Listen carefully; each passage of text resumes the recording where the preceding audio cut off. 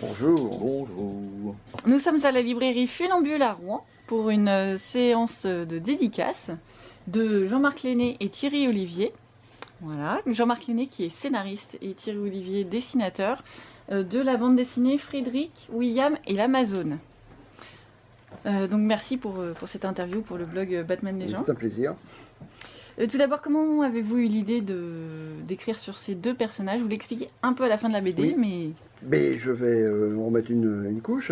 En fait, j'avais travaillé déjà sur un projet qui n'a pas abouti pour une autre collection sur le personnage de Frédéric Wertham, qui est, pour les amateurs de l'histoire des super-héros, c'est un peu le méchant.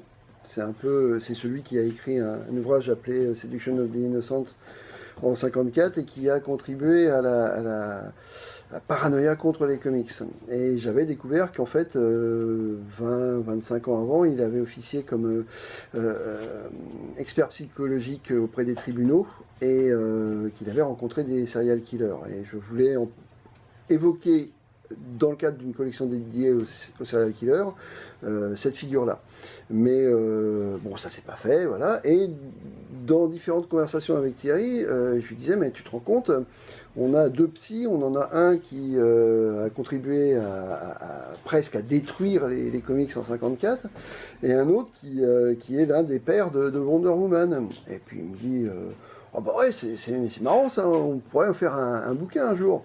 Et puis on a repris des chips, on a papoté d'autres choses, et puis voilà. Mais au fil de nos rencontres... et du saucisson. Et au fil de nos rencontres, l'idée a commencé à s'enraciner, et régulièrement il me disait t'as réfléchi à cette histoire quand même, avec Wertham et Moulton et tout, et on a commencé à prendre des notes, à réfléchir à ce qu'on voulait faire. Et alors ça a mis des années parce qu'en fait on avait d'autres projets. Mais ça s'est construit un petit peu en coulisses, et on avait des scènes importantes qu'on voulait mettre en image, et notamment on se posait la question de savoir s'ils s'étaient rencontrés. Et dans la documentation que j'ai consultée, les biographies, etc., on n'a jamais trouvé de preuve d'une rencontre. Et une des scènes clés de l'album est venue très très vite, c'est-à-dire, puisqu'apparemment ils ne se sont jamais rencontrés, on allait mettre en scène une rencontre ratée, c'est-à-dire qu'ils vont au même endroit, ils se croisent sans se connaître, et puis ils repartent chacun dans leur direction. Donc voilà, c'est une vieille idée qui est presque née d'une conversation et d'une blague et d'une idée un peu fantaisiste. Et puis, comme je crois que les bonnes idées, elles restent. Et si on y revient, c'est qu'il y a quelque chose. Et voilà, après, ça a été du labeur et du temps sur les planches, et puis voilà. Ah, parce qu'en plus, il a fallu beaucoup se documenter, en fait. Oui, mais ce qui est intéressant, c'est que toute la partie, on va dire, qui est la dernière partie de l'album sur le macartisme, sur la commission sénatoriale, sur les auditions des éditeurs, tout ça, c'est super documenté. Donc ça, c'était pas un problème. Après, Moulton, qui est donc le co-créateur de Wonder Woman, lui, il a eu droit à une biographie très documentée, qui n'est pas traduite, mais bon, voilà. Il y a pas mal de choses qu'on a trouvées. Après, il y avait des détails, par exemple, à quoi ressemblent les locaux de DC Comics en 40. Bon, on a réussi à trouver la façade de l'immeuble, et puis après on a un petit peu improvisé sur les couloirs, l'agencement des pièces, parce qu'on avait 2-3 photos qui étaient souvent des photos, des portraits, donc on voyait les gens mais on voyait pas leur décor, on voyait pas les bureaux, voilà. Mais en revanche, trouver des vues de New York aux différentes périodes, puisqu'on commence en 22 et on finit en 56, trouver des vues de New York ou des choses comme ça, ça demande un petit peu de temps de recherche, parce que parfois les photos sont mal datées, etc. Mais on finit par trouver des choses. Et alors, donc moi j'ai lu la BD, et en fait, on n'attend pas du tout les personnages Frédéric et William là où on s'y attend. Enfin, personnellement, on a tous, voilà, les fans de comics ont en horreur ce Frédéric Wertham, et par contre... oui. Adule William Moulton, sauf qu'en fait, moi j'ai détesté le personnage de Moulton. C'est bien. Je l'ai trouvé absolument égoïste, imbu de lui-même et tout ce qu'on veut. Et tandis que l'autre était quand même éthiquement plus, semble éthiquement plus responsables? Enfin, je ne sais pas si c'est une affaire d'éthique, mais c'est des gens qui, au niveau de leur, ils ont une image publique qui est restée, qui est maintenant une image de postérité. Et en revanche, ils ont eu une vie privée, personnelle, avec comment dire, des exigences, une vision du monde, etc. Et comme j'avais déjà commencé à travailler sur Vertam, je m'étais rendu compte que l'axe que j'avais choisi faisait de lui presque une... Enfin, c'est un peu exagéré de dire ça, mais presque une victime. Ouais, c'est ça. Et je me suis dit, j'ai donc une figure de celui qui est un peu considéré comme un méchant par les amateurs de comics.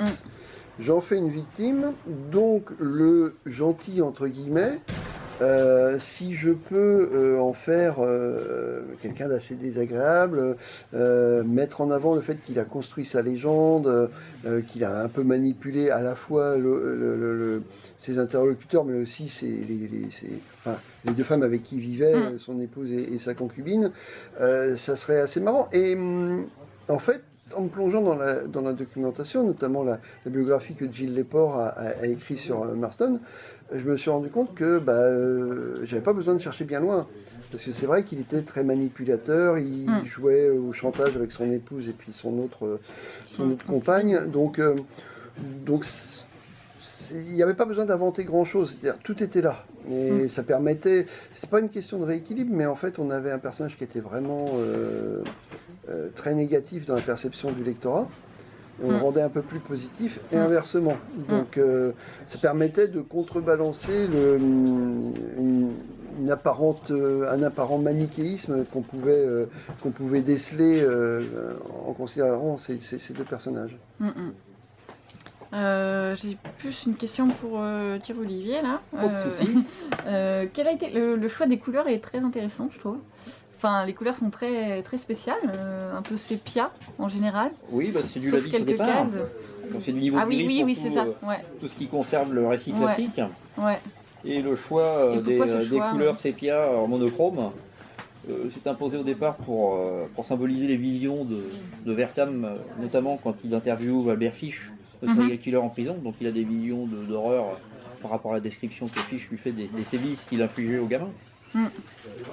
Donc on s'est dit là on tient quelque chose de sympa, mais qu'on allait réutiliser après pour Vertam. Mais par contre on s'est dit pourquoi pas faire la même chose avec Moulton, mais à ce moment-là on va choisir une autre couleur.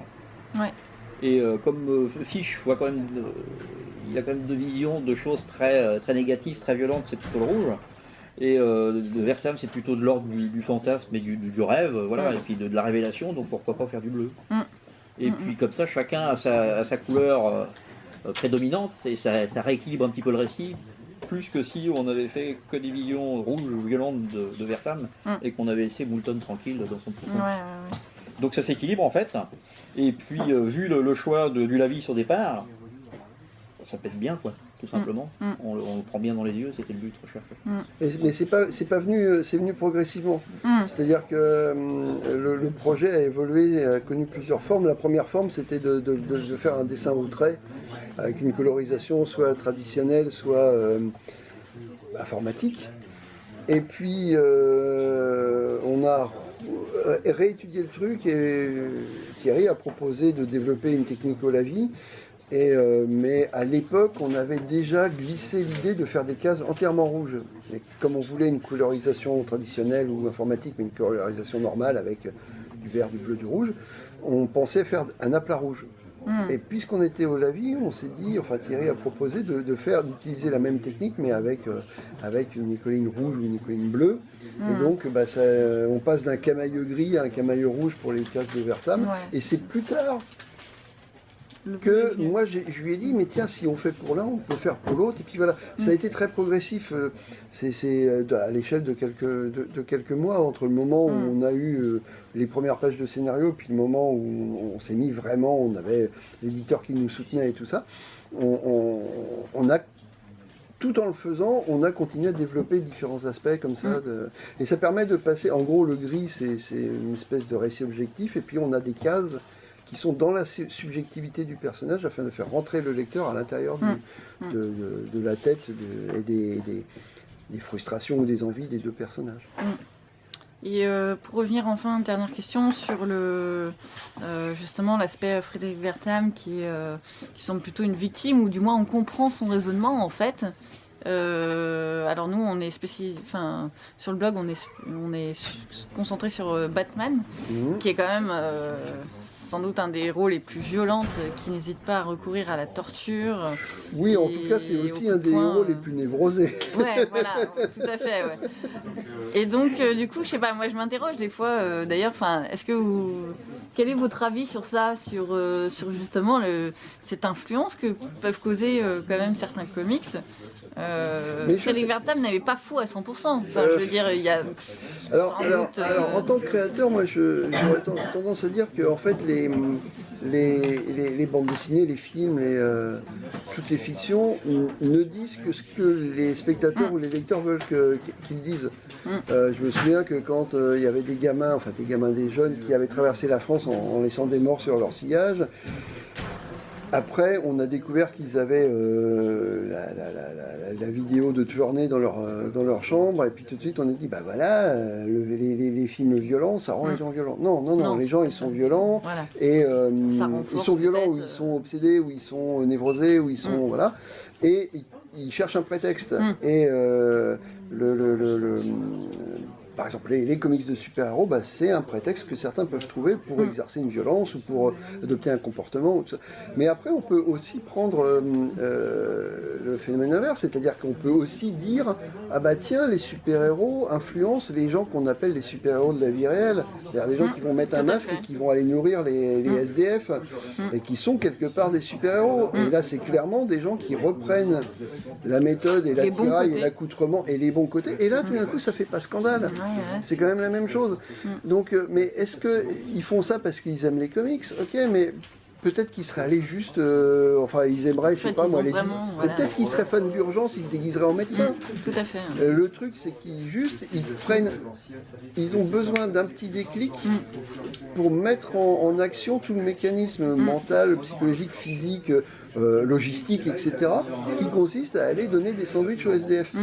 Donc, faut pas se...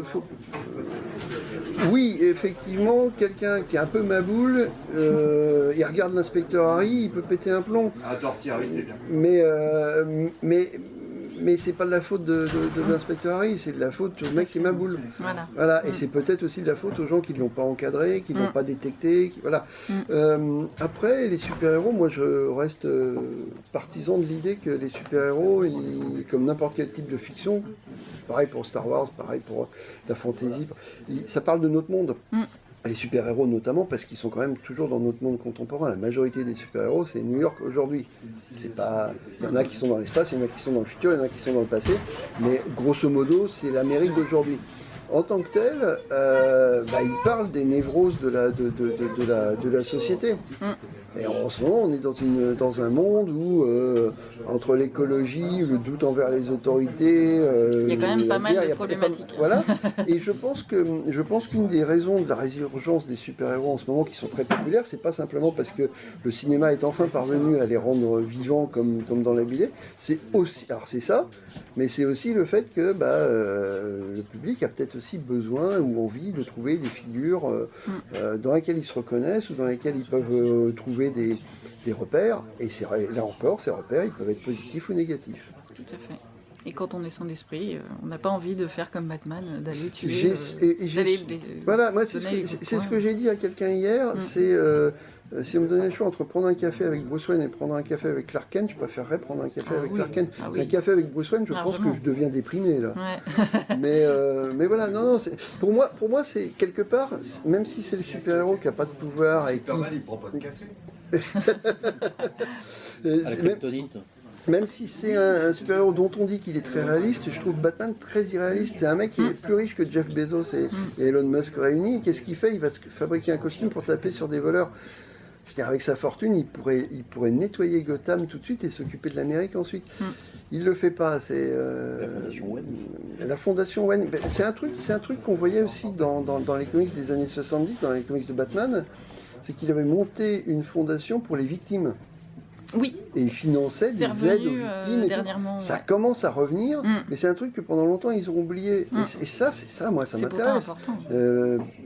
Bruce Wayne qui s'occupe des victimes, tandis que Batman s'occuperait des criminels.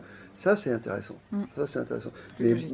mais Bruce Wayne qui se cache dans sa Batcave, c'est comme un mioche qui a perdu. En fait, voilà. Bah, c'est C'est un mioche qui c'est a un perdu enfant, mais oui, c'est c'est un ça. enfant qui a perdu ses parents. Mm. Donc il va se cacher dans ses Mm. jouets. Mm. Et quand on sort de ce mécanisme, il y avait un scénariste qui disait Bruce Wayne, il a perdu ses parents, il avait 10 ans. Le Punisher a perdu sa famille, il avait 25 ans. Mm. Il y en a un qui réagit comme Il un est gamin de resté 10 ans, à il 10 va ans. se cacher Mm. et il se fabrique des jouets et un masque. Et l'autre, il réagit tue tout le monde. il tue tout le monde. Il réagit comme un mec de 25 ans qui est super vénère. Mm. Et je crois que c'est... Ouais. Je crois que c'est vrai. Et c'est ça qui m'intéresse dans les super-héros. Mm. C'est, et dans ce projet-là notamment, c'est justement de voir les rapports entre la fiction et la société qui l'a fait naître. D'accord. C'est pour votre nom. Bon, bah merci. Anaïs. Anaïs. Bah merci beaucoup. Mais On va rester rien, là. c'est comme un ça. plaisir.